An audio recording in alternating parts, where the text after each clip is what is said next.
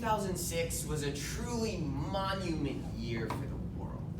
Kobe Bryant scored 88 points against the Toronto Raptors that year. The new Pope stepped into the role and, oh yeah, I was born. I'd say that was a pretty good thing for the world. But among the many achievements of 2006, a playwright named Anais Mitchell wrote his magnum opus, though it wouldn't become incredibly popular for almost 10 years. The play he wrote was called Hadestown.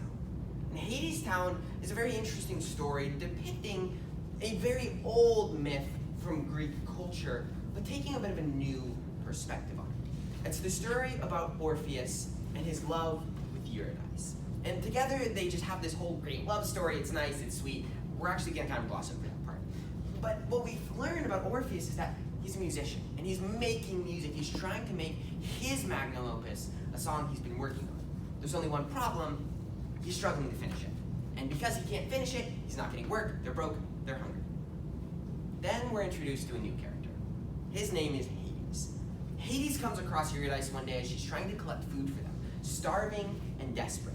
And he, like any creep in a story, decides, well, this chick seems desperate, and I think she's attractive. So he basically invites her to come to Hadestown with him. In case you haven't figured it out, Hades is the bad guy. The guy who does that stuff is always the bad guy. And so he takes her to Hadestown with him, and she's so desperate she goes. And we're then given the incredible efforts that Orpheus makes to get her back, even though she left him.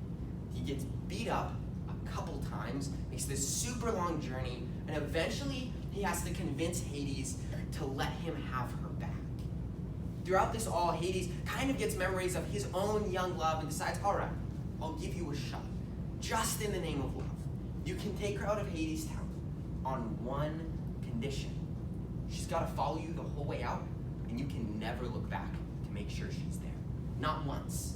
And so Orpheus does. He takes her, but right as they get to the exit of Hadestown, he suddenly isn't sure. Is she still there? He doesn't know. She left him. She chose to leave him. Maybe she would again. And so he turns around to check. And there she is. Been with him the whole time. But because he's failed his side of the agreement, he doesn't get to have her. And so he loses her forever. I've always been raised being told how powerful love is. And it's true. It connects people. It binds people. Even lesser forms of love, like the love of sports, can combine people who believe dramatically different things. And more powerful love, the love that results in people marrying each other and raising children together and living their life together for decades. No matter how intense it is, love is a binding force. But we aren't perfect. And because we aren't perfect, our love can fail. Orpheus, as we see throughout the play, loves Eurydice so much, but he still doubts. And that, I think, is perhaps the antithesis of love. Some would say it's hate, but I think it's doubt. And it's the fact that that doubt that creeps into his mind overcomes the love he feels. In our lives today, we can feel love for things. We can love the things around us, the people, but doubt can overcome that so easily. And the things of this world cause doubt so easily. You may have experienced this in your life. And it may have been something big, or it may have been something small. I doubted my team to win the Super Bowl. I was right, but I was disappointed. But it can be even bigger things. People's marriages and even lives fall apart because doubt creeps in and overcomes the love they experience. And so we're left with a culture that has developed a sense of hopelessness. Because even that most powerful feeling of love is something that we naturally lose because doubt seems almost more powerful. So what's the answer? Well, depending on who you ask, you could get different answers to that question. But I'm going to tell you what I've learned. I was raised in a Christian home, but I doubted most of what I was taught. I wasn't sure about it. And the idea that God loved me, well, I wasn't sure about that either. It eventually took a lot of experiences in my life and realizing how hopeless I was for me to one day say, all right, I'm just going to give this one last shot. But this time I wanted to do it a little different. Instead of me trying to handle it and me trying to do the right things, I is just going to throw it all at God and tell him, you do your thing.